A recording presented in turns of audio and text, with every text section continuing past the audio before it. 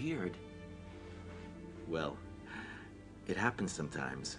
You know, even for us doctors, our body is more a mystery than a certainty. You're a lucky family. Thank you.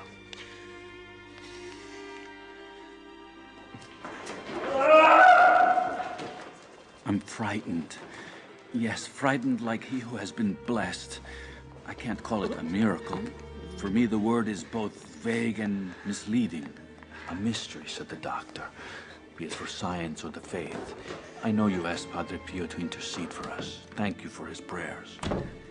Thanks to the inscrutable destiny that gave Hanya the strength to heal and made me, with no special merit, a privileged and happy man. What are you doing?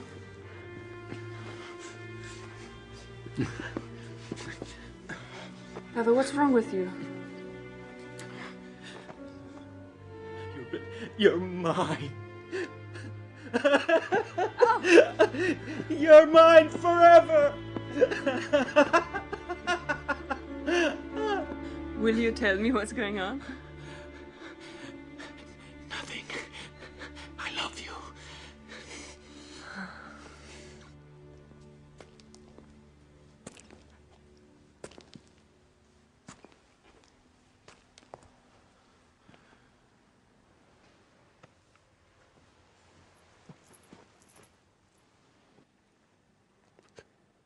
I've been spying on you.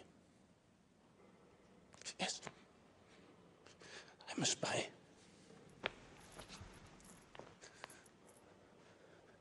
I was trained for this. I planted microphones. I listened to your confessions. I read your letters. I was paid for doing this. And I'm just one of many. I always knew it was useless. And even though I hated you, your words slipped inside of me. Like water through a crack. You speak of love. Such a sick word. Love for despicable human beings. You are not despicable. The pain inside you and your anger are your soul. The soul that needs to be loved so much that it's smothered by it. If you made mistakes, you already paid for them. Thank you. Thank you, Ad. Today is a great day. This is the second time I've been a witness to the divine value of life.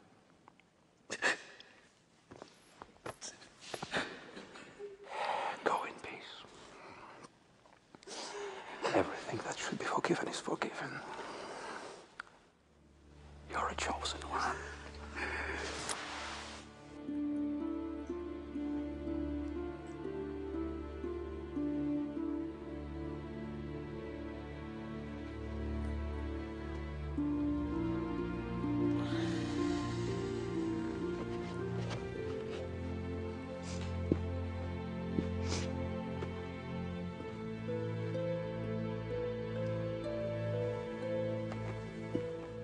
No. Come here. Come here.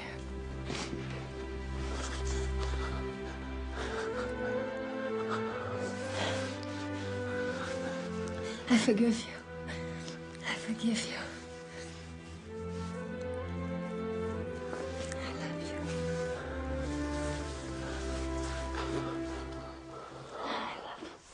Nobody should be forced to embrace faith against his will.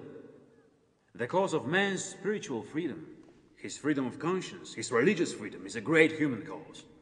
For today's man and throughout history. It's not enough for man to say, I am free. He has to learn to say, I am responsible. I'd like to talk about the Church's dialogue with atheism now. We shouldn't start with the proofs of God's existence, but with a reflection on man's deep and radical solitude.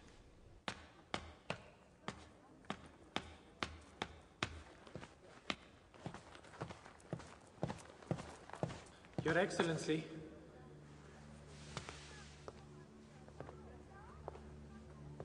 You don't recognize me?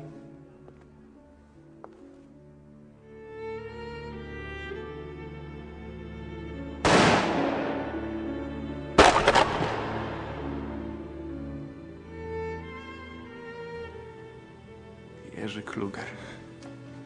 You're alive. So are you, Excellency. What's that?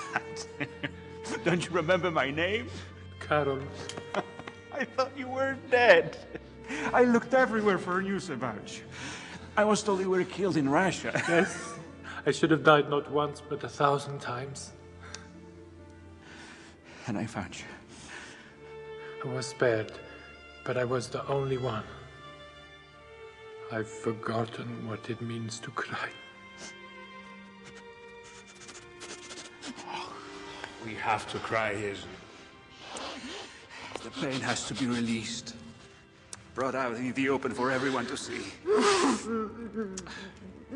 Only the heart and the soul alone. It was our motto, remember?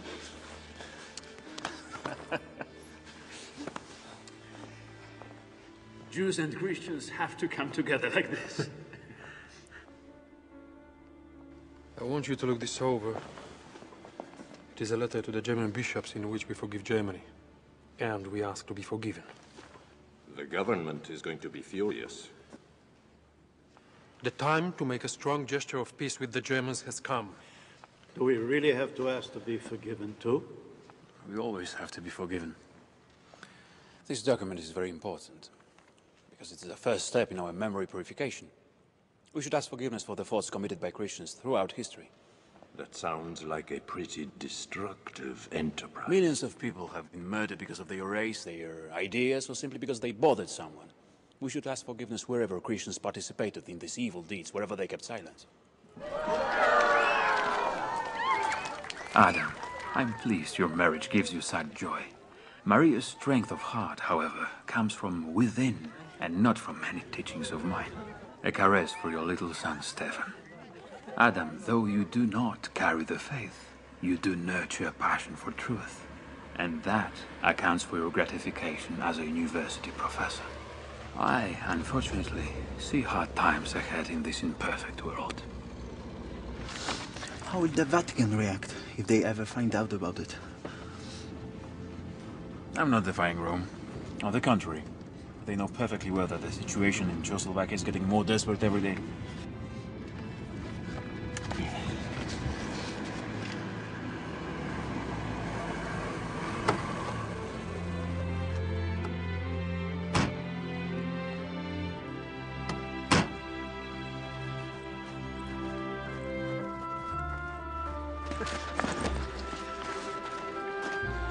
Monsignor Wojtyła.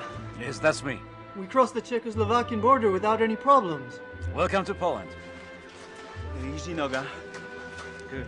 Milan Fritz here. Okay. I'm Andrzej Menzel. Andrzej Menzel. My name is Jarko Sisil. All right. Václav Kolar.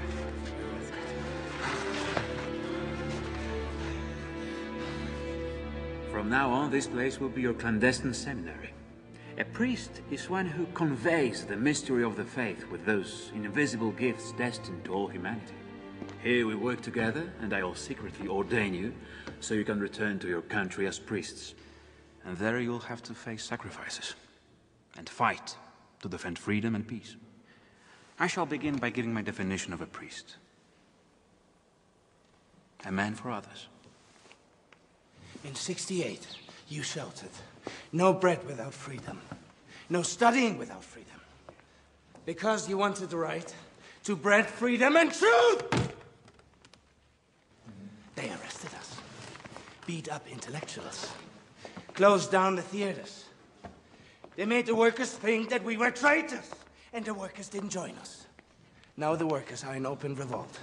Gdansk, Stettin, the northern cities. The militia opened fire on them. They are burying the dead in communal graves.